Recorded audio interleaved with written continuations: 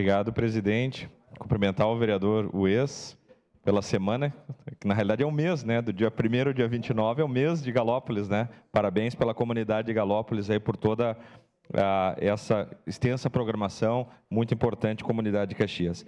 Mas, presidente, gostaria de reforçar o convite hoje, dia 5 às 19 horas, para o Fala Caxias, na região de São Ciro, tá, que vai englobar ali São Ciro, século XX, Jardins das Hortênsias, Marilã e De Lázaro.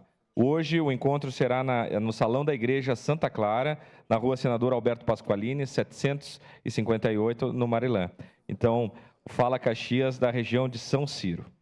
E também, presidente, gostaria de reiterar o convite, né, que o senhor fez no início da sessão, para, né, todos os vereadores e toda a comunidade caxiense participar para o lançamento, né, do livro Inspiração Popular, Legislativo e Movimento Comunitário em Caxias do Sul, 1963 a 2023. Então, amanhã, sexta-feira, dia 6, às 17 horas, no palco da Feira do Livro né, de Caxias, na Praça Dante.